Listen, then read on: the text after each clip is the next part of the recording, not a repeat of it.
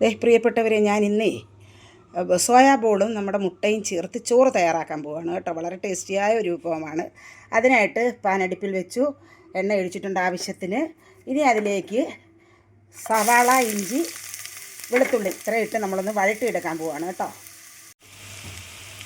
മഞ്ഞൾപ്പൊടി, ഉപ്പ്, കറിവേപ്പില. ഈ പരുവാകുമ്പോഴത്തേന് നമ്മൾ പച്ചമുളക്, ഇഞ്ചി, വെളുത്തുള്ളി, കുരുമുളക് ഇതെല്ലാം കൂടെ ചതച്ചത് ചേർത്തങ്ങോട്ട് ഇട്ടുകൂടി തിളക്കണം. പച്ചപ്പൊക്കെ നന്നായിട്ട് മാറിയിട്ടുണ്ട്. അതിലേക്ക് ഇച്ചിരി മസാലപ്പൊടി ചേർത്ത് കൊടുക്കണം.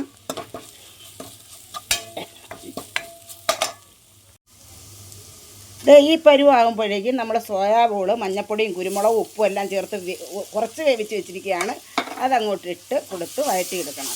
ഫ്രൈ ആക്കി വേണമെങ്കിലും ചേർത്ത് കൊടുക്കാവുന്നതാണ്. ഫ്രൈ ആക്കി ചേർത്ത് കൊടുക്കുന്നത് എനിക്കിഷ്ടമല്ലാത്തത് കൊണ്ടാണ് ഞാൻ ഇങ്ങനെ ചെയ്തെടുക്കുന്നത്. നിങ്ങൾക്ക് ഫ്രൈ ആക്കുന്നതാണ് ഇഷ്ടമെങ്കിൽ ഫ്രൈ ആക്കി ചേർത്ത് കൊടുക്കാവുന്നതാണ്.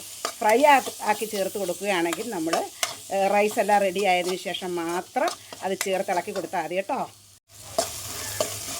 ഈ പരുവം മതി. ഇതിലേക്കിനി അല്പം തക്കാളി സോസ് ഒഴിച്ച് കൊടുക്കുക.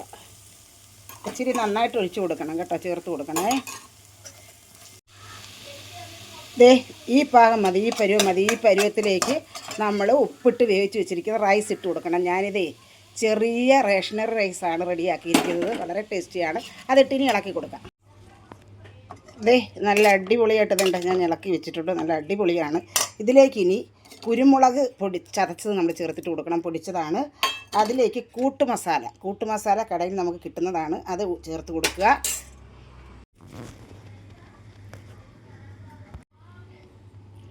ഇതിന് ഇളക്കി നമ്മൾ യോജിപ്പിച്ച് കൊടുക്കണം. ഇതിലേക്ക് ഇനി നമ്മൾ ആവശ്യത്തിന് നെയ്യ് ചേർത്ത് കൊടുക്കുക. നിങ്ങളുടെ നെയ്യ് നിങ്ങൾക്ക് എത്രത്തോളം അതിൻ്റെ നെയ്യ് ഇഷ്ടമാണോ അത്രത്തോളം ചേർത്ത് കൊടുക്കുക. പിന്നെ കറിവേപ്പില, മല്ലിയില ചേർത്ത് കൊടുക്കാവുന്നതാണ്. പിന്നെ നമ്മൾ കുരുമുളകും ഉപ്പും കൂടെ ചേർത്ത് ഫ്രൈ ആക്കിയെടുത്ത മുട്ട ഇതിൻ്റെ മുകളിലേക്ക് നമ്മൾ ഇട്ട് കൊടുക്കണം. 2 മിനിറ്റ് അടുപ്പിൽ നിർത്തി ആവി കയറ്റിയതിന് ശേഷം നമുക്ക് ഇളക്കി ഉപയോഗിക്കാവുന്നതാണ് കേട്ടോ. അങ്ങനെ നമ്മുടെ വളരെ ടേസ്റ്റിയായ മുട്ട സോയാ ബോൾ റൈസ് ശരിയായിട്ടുണ്ട്. അടിപൊളി ടേസ്റ്റാണ് കേട്ടോ. നിങ്ങളും ഇത് തയ്യാറാക്കുക. ഇനി കാണും വരെയും ബൈ.